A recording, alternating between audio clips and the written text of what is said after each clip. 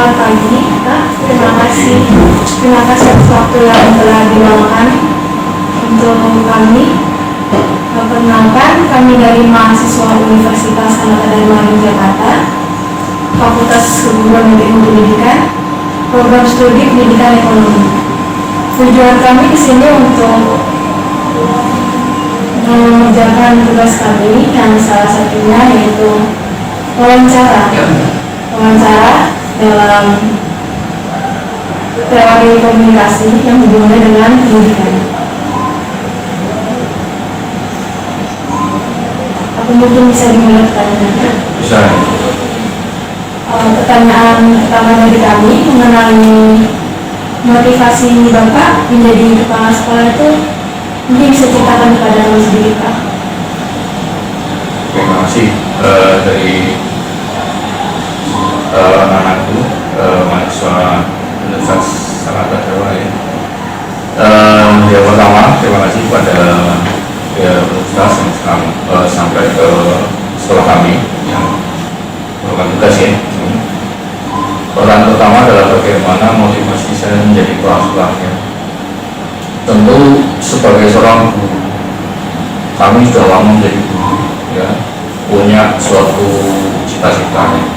Tidak hanya ingin jadi guru terus kan gitu ya, ingin ada suatu karir jabatan yang lebih dari seorang jabatan pertama dari guru itu kan layak menjadi seorang kepala sekolah. Setelah kepala sekolah yang pengawasan atau yang selanjutnya, jadi minimal dari kepala sekolah. Memang tidak bisa setiap orang bisa jadi kepala sekolah ya, karena jumlahnya jelas kurang.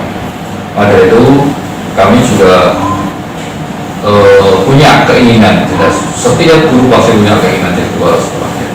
Maka dari itu kami juga sama punya keinginan dan juga punya potensi lah gitu. Maka dari itu kami juga cukup panjang perjalanan saya jadi kepala sekolah. Artinya tidak tiba-tiba saya jadi kepala sekolah gitu ya, tapi dengan perjuangan saya dulu di sekolah waktu saya menjadi guru itu cukup panjang ya. Jadi mulai dari jabatan-jabatan tertentu yang sudah saya jabat waktu saya jadi guru. Akhirnya nanti kalau saya jadi kepala, saya yakin akan misalnya saya dulu jadi wakasek kurikulum, itu wakasek yang paling bergengsi lah gitu wakasek. Terus nanti waktu itu saya juga menjadi PJP, pejabat penanggung jawab dari program RSBI waktu itu. Ya, itu sangat prestisius di sekolah waktu kami menjadi seorang guru ya. Sehingga dengan pengalaman lain juga, maka saya yakin saya menjadi kepala sekolah bisa mampu. Maka itu dengan seperti itu kami berani untuk bisa menjadi seorang kepala sekolah. Terima kasih Bapak atas jawaban untuk pertanyaan kami yang pertama. Saya di sini akan melanjutkan untuk pertanyaan berikutnya. Di setiap sekolah pasti setiap tahunnya akan mengadakan penerimaan peserta didik baru, khususnya di SMA Negeri 1 Wedi ini. Bagaimana mekanisme penerimaan siswa dan siswi baru di SMA Negeri 1 Wedi ini? Terima kasih lah. PPDB itu peran serta program adakan di SMA Negeri 1 Wedi ini. Modelnya dalam model online ya. Jadi kami berada di dalam suatu kendali dari Dinas Pendidikan Provinsi Jawa Tengah. Artinya bahwa PPDB yang di SMA Negeri 1 Wedi ini base camp-nya itu tidak di sekolah ini tapi di Dinas Pendidikan Provinsi Jawa Tengah di Semarang. Artinya sekolah tidak ada sama sekali sebagai penentu kebijakan. Sekolah hanya melaksanakan kebijakan yang ada di Dinas Pendidikan Provinsi Jawa Tengah, sehingga apapun kegiatannya itu sekolah tinggal mengikuti. Jadi dalam PPDB ini secara online ini aturan yang ada itu semua seprovinsi sama ya, dan sekolah tidak punya kewenangan satu anak pun di luar kewenangan ya. Jadi semua penentu yang bisa masuk di sini itu tidak oleh sekolah tapi oleh sistem yang ada di online yang ada di Provinsi Jawa Tengah di Semarang ya. Jadi secara apa namanya, secara struktur kami hanya sebagai pelaksana, ya. Bahwa pelaksana sebagai PPJ Mandiri untuk melaksanakan kegiatan, ya. Dan itu semua sudah ada apa namanya posnya, ya.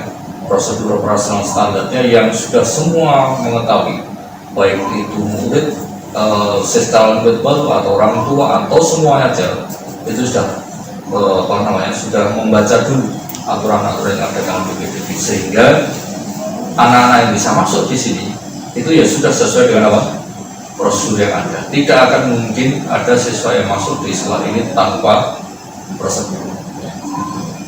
Terima kasih. Baik Bapak, terima kasih atas jawaban dari pertanyaan kami sebelumnya. Pak, saya mau bertanya, bagaimana sih cara Bapak sebagai kepala sekolah menghandle struktur organisasi jabatan di SMA Negeri Merdeka? Ya, terima kasih. Di dalam institusi ini, sekolah ini sudah punya apa namanya prosedur operasional standarnya dari semua jabatan yang paling rendah sampai yang paling tinggi. Artinya sudah punya tupoksi masing-masing, tugas pokok dan fungsi masing-masing. Saya sebagai kepala sekolah punya tupoksi, guru sebagai guru juga ada tupoksinya, atau karyawan juga punya tupoksi. Sehingga kami bekerja itu berdasarkan tupoksi masing-masing, ya. Jadi saya sebagai kepala sekolah tidak punya apa namanya kewenangan di luar dari tupoksi itu. Semua sudah ada dalam apa aturan. Artinya bahwa kita hanya menjalankan aturan yang ada begini, maka kita harus melaksanakan bersama-sama, ya. Jadi sebagai saya sebagai kepala sekolah cukup dengan sebuah aturan itu yang harus kita jalankan. Kami tidak membuat aturan-aturan yang lain, tetapi sudah ada di dalam pos. Jadi saya tinggal melaksanakan pos yang ada, prosedur operasional standar yang ada, itu semua sudah jalan, ya. Tinggal monitoring dan evaluasi, ya. Jadi kami sebenarnya lebih banyak ke arah monitoring, karena sudah jalan semua.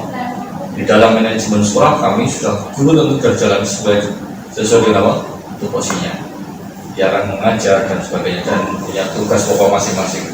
Sebagai tenaga TU juga begitu, atau siswa juga begitu. Jadi artinya bahwa kepala sekolah lebih banyak ke arah monitoring, ya. Nanti berarti setelah monitoring kami akan evaluasi, setelah evaluasi nanti akan punya kebijakan yang mereka pakai, ya. Jadi dalam hal menghandle dalam kebijakan atau dalam manajemen di sekolah ini, kami lebih banyak menggunakan aturan yang ada. Jadi aturan ini, ya kita harus melaksanakan ini, gitu saja.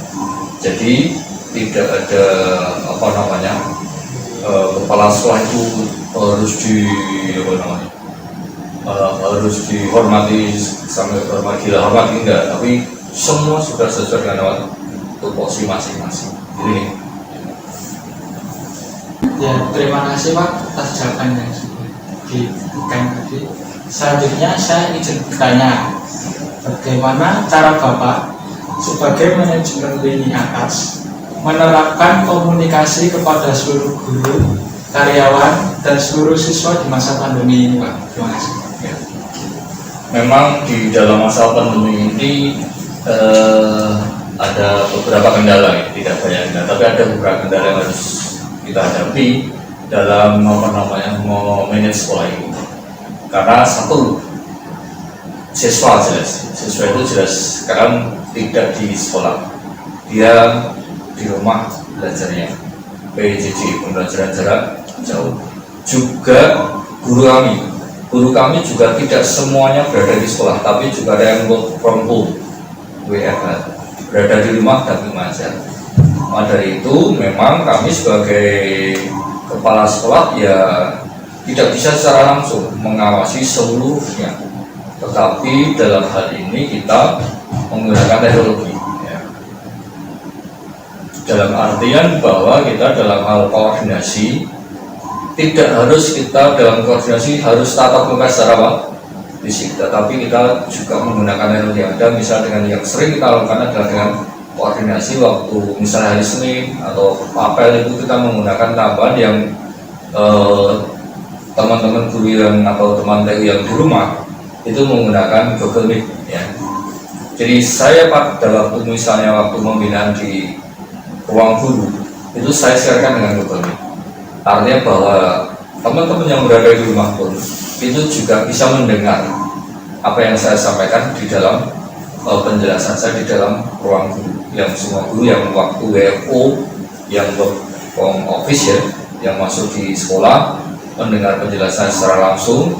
Tapi teman-teman kami yang berada di rumah itu berada dengan menggunakan Google Meet, dia bisa mendengar secara langsung. Dulu waktu kami sebelum Google Meet ada beberapa pakai Zoom juga pernah pakai dan beberapa hal yang terakhir yang banyak kita pakai Google Meet karena memang agak simpel dan mungkin lebih ringan gitu ya. Dan ini juga kami lakukan untuk kegiatan-kegiatan yang lain ya. Misalnya sosialisasi pada sosialisasi pada orang tua misalnya. Kami mensosialisasikan pada orang tua kelas 12 misalnya untuk ujian sekolah ini bagaimana. Kami juga pakai live streaming ya. Kami buat live streaming yang sekolah nanti membuat program itu langsung kita siarkan di di orang tua siswa ya. Jadi memang dalam masa pandemi kita agak berubah ya dalam pola manajemen ya, artinya komunikasi secara langsung tidak bisa kita laksanakan, tetapi hanya bisa kita laksanakan dengan secara online ya. Juga dengan siswa, kami juga dengan siswa menyapa siswa dalam kegiatan-kegiatan tertentu. Kami juga menyapa dengan menggunakan rekaman video ya. Jadi saya membuat video, nanti saya share di teman-teman di wali kelas sehingga semua anak itu bisa mendengar atau juga melihat saya, karena anak-anak kelas 10 juga itu belum pernah melihat saya sebagai orang kepala sekolah. Juga guru-guru yang belum, maka kami meminta untuk guru-guru yang kelas 10 itu untuk perkenalan dulu ya dengan anak-anak menggunakan video. Jadi video perkenalan, semua guru membuat video perkenalan. Saya juga sebagai wali membuat video perkenalan dan saya pakai selanjutnya untuk manajemen di sekolah ini. Itu ya. Terima kasih Pak. Ya baik, terima kasih atas waktu yang diberikan saya. Terima kasih juga untuk penjelasan yang sudah dijelaskan oleh Bapak. Sedikit jelas. Di sini saya akan bertanya di poin yang kelima, yaitu bagaimana pengelola dana BOS di SMA Negeri 1 WIB. Terima kasih. Ya, terima kasih. Pengelolaan dana BOS ini kan dana yang dari pusat ya, dari Jakarta. Kita mendapatkan dana BOS itu sesuai dengan jumlah siswa kita, yaitu sejumlah 1.500.000 rupiah satu anak per tahun ya. Jadi kami mengelola dana BOS ini dengan menggunakan suatu model tembok ya. Jadi ada panitia, ada struktur organisasi di dalam dana BOS ini yang nanti penggunaannya sebelum tahun ajaran baru itu sudah kita sampaikan pada teman-teman guru. Jadi kita punya dana sekian. Jadi misalnya 1.500.000 kali jumlah siswa sekian juta, 100 juta. Terus nanti penggunaan itu apa? Sebelum tahun ajaran baru kami sudah merancang sesuai dengan juknisnya ya, sesuai dengan petunjuk teknisnya, kami merancang penggunaannya ini dan semua guru dan karyawan kami akan beritahu kebutuhannya untuk BOS itu hanya ini, sehingga saatnya nanti pada saat sudah tahun berjalan uangnya bisa cair, maka nanti dalam pelaksananya sudah tahu semua bahwa nanti uang yang sampai pada sekolah itu sekian, ini juga untuk ini sudah tahu ya. Nah sehingga dalam penggunaan dana BOS ini semua sudah dari karyawan maupun guru yang berkepentingan di dalam di sekolah, bahkan juga tentu dengan komite sekolah ya, kami koordinasi bagaimana penggunaan ini sesuai dengan juknis dan juklaknya. Jadi petunjuk teknis dan petunjuk pelaksanaan itu yang sudah kita terima dari Jakarta itu tidak boleh dilanggar ya. Memang ada beberapa hal yang karena kita Jawa Tengah itu sudah mempunyai dana lain selain dana pos, maka ada beberapa dana pos yang tidak boleh digunakan. Misalnya tentang gaji guru honorer ya, itu di Jakarta petunjuk tadinya boleh dipakai, tetapi kami di Jawa Tengah tidak boleh, karena dana pos itu untuk berdatangan tidak boleh untuk membayar guru GDT maupun guru PDT, karena sudah dibiayai oleh pemerintah provinsi Jawa Tengah. Artinya memang dana pos ya kita agak lebih lumayan, artinya tidak kita pakai untuk membayar guru GDT ya. Tapi sudah ke operasional ya, sudah lebih operasional bagi kepentingan anak dan juga kepentingan operasional sekolah ya. Itu ya, saya kira itu untuk dana pos ya. Terima kasih. Baik Bapak, terima kasih. Di sini saya akan menanyakan untuk pertanyaan berikutnya. Bagaimana Bapak sebagai Kepala Sekolah SMA Negeri 1 Wedi menciptakan suasana kerja yang nyaman dan kondusif pada seluruh warga sekolah? Oke, terima kasih Pak. Di dalam manajemen kami dalam mengelola teman-teman guru maupun karyawan ataupun juga siswa, kalau ada kadang-kadang juga siswa ada ya, maka yang kami terapkan di dalam manajemen ini adalah kita menerapkan manajemen yang terbuka. Artinya bahwa seluruh kegiatan yang ada di dalam sekolah ini, guru atau karyawan itu akan tahu apa yang harus dikerjakan kita ya. Nah, tentu dalam dalam bekerja seorang guru atau karyawan di dalam sekolah ini itu sudah punya aturan ya. Jadi yang paling mendasar adalah guru atau karyawan sudah melaksanakan tugas pokok dan fungsinya, itu satu. Kalau sudah melaksanakan tugas pokok dan fungsinya, maka nanti baru yang lain ya. Nah, sehingga nanti kalau sudah tugas pokok sudah dilaksanakan, baru tugas-tugas penunjang lainnya ya. Nah, ini memang yang paling penting, yang paling tugas pokok. Guru ada 5 tugas pokoknya, terus karyawan juga mempunyai tugas pokok yang masing-masing dan yang lain-lain. Nah, di samping itu semua, maka dalam suasana kerja ya, suasana kerja di dalam sekolah ini kami buat senyaman mungkin. Artinya bahwa kalau sudah berada di sekolah, buatlah sekolah ini sebagai sebuah taman gitu ya. Jika kalau kita berada di suatu taman akan merasa senang, menyenangkan dalam sekolah ini ya. Sehingga banyak kegiatan-kegiatan yang apalagi dalam masa pandemi ini, teman-teman guru yang WFO yang harus di sekolah itu mungkin banyak tidak bekerjanya, tetapi banyak mungkin hanya memberi pembelajaran pada anak secara PJJ, jadi tidak secara langsung terus-menerus ya.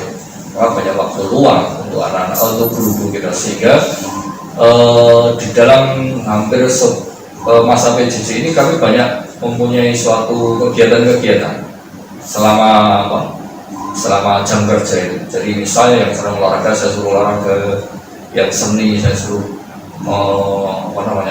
menampilkan seninya ya. Terus kita buat acara-acara tertentu ya. Misalnya dari Selasa Jumat itu kami suruh untuk teman-teman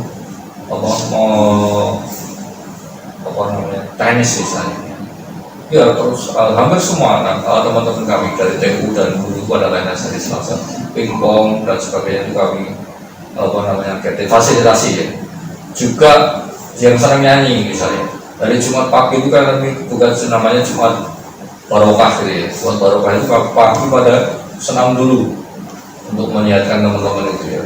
Setelah senam terus nanti ada yang mau mengeluarkan sedekah untuk nanti makan bersama. Setelah itu nyanyi-nyanyi sampai ya jadi karaokean di sekolah ya. Jika teman-teman kami berada di sekolah itu secara nyaman gitu, senang ya. Jadi artinya memang kami membuat suasana yang sudah seperti seperti kondisi COVID sekarang kan, jangan sampai suasana itu suasana yang tegang gitu ya. Maka teman-teman kami di sini kami buat refresh senang dan nanti diisi nyaman gitu ya. Saya kira itu Mbak. Jadi kita memang membuat suasana dalam masa pandemi ini, kita buat jangan terlalu tegang teman-teman kita. Tetapi juga protokol COVID kami sangat ketat, sehingga ke siapapun yang datang ke sekolah ini pasti kita cek suhunya ya. Dan juga di dalam ruang, di dalam kompleks sekolah ini harus menggunakan masker semua ya, sehingga kita menjaga semuanya ya, karena kita tidak tahu siapa yang membawa COVID-19. Jadi saya sendiri sebagai kepala sekolah tentu sangat menjaga semuanya supaya nanti dalam hal COVID ini supaya tidak bisa masuk di sekolah ya gitu. Dari pertanyaan sebelumnya, saya ingin bertanya Pak, seperti yang kita tahu SMA Negeri 1 Wedi ini kan berada di tengah-tengah lingkungan masyarakat ya Pak. Bagaimana hubungan atau interaksi sekolah dengan masyarakatnya, dan apakah sejauh ini ada kendala ya Pak? Ya, terima kasih Mbak. Jadi sekolah ini berada di tengah-tengah masyarakat, di sebelah depan, belakang itu semua masyarakat desa ya. Nah, sehingga kami bersama-sama masyarakat, hubungan kami sangat harmonis ya. Artinya memang kami selalu didukung oleh masyarakat sekitarnya ya. Dan juga fasilitas-fasilitas sekolah kami itu juga kami sediakan masyarakat juga. Contohnya misalnya wifi ya, yang kami pakai selama pembelajaran pagi sampai siang itu kita pakai di sekolah. Terus nanti sore itu kadang-kadang banyak masyarakat yang datang ke sini ke sekolah dalam rangka dia mencari wifi gratis. Kami bebaskan, kami tidak pakai password dan sebagainya, sehingga masyarakat luar dari sekitar kita, anak-anak juga terutama, itu sangat antusias ke sekolah ini. Jadi kami membebaskan fasilitas ini untuk kepentingan masyarakat ya. Jadi setiap sore bahkan malam itu anak-anak terutama yang mungkin belajar yang untuk berjaring dan sebagainya itu sangat antusias dengan ini. Jadi kami sebagai sekolah ini mempunyai fasilitas yang kami berikan pada masyarakat, sehingga masyarakat juga akan merasa senang dengan ini. Juga lebih dari itu, fasilitas sekolah yang lain, misalnya menggunakan fasilitas sekolah, bahkan masjid sekolah itu kita serahkan ke masyarakat ya.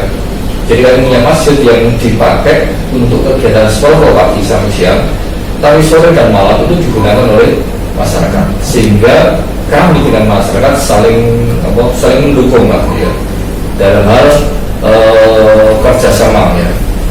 Juga kadang-kadang kita mengadakan kegiatan-kegiatan yang bersifat sosial misalnya. Pada waktu awal pandemi dulu kita mengumpulkan dana dan kita pakai untuk membantu teman-teman atau warga sekitar yang merasa kurang ya. Sehingga kemarin waktu awal pandemi kita membantu pada masyarakat yang mungkin berkebutuhan ya. Jadi itu. Terima kasih Pak atas semua jawaban yang sudah diberikan oleh Pak. Kami dari kelompok terima kasih juga karena sudah diperbolehkan dan diizinkan untuk mengerjakan tugas di SMA Negeri 1 Wedi ini, dan boleh mewawancarai Bapak selaku kepala sekolah di SMA Negeri 1 Wedi ini. Kami juga minta maaf sebesar-besarnya atas semua buatan dan perkataan yang kami bersama ini Pak. Terima kasih. Ya, sama-sama ya. Jadi adik-adik itu mahasiswa ya, seperti ini sekolah kami SMA Negeri 1 yang berada di pelosok gitu ya, bukan di tengah kota tapi di pelosok desaan ya, tapi kami nyaman berada di sini karena memang tidak terkena ramenya di kota, tapi di sini justru kalau tunggu belajar memang menyenangkan, bagus dan sangat kondusif gitu ya. Dan terima kasih pada adik mahasiswa yang sudah sampai ke sekolah kami yang bentuknya adalah wawancara ya. Semoga kami doakan kamu semua bisa nanti dalam mengikuti pendidikan di Universitas Dharma bisa lancar, sukses, sehingga nanti bisa lulus. Terima kasih Pak. Terima kasih. Terima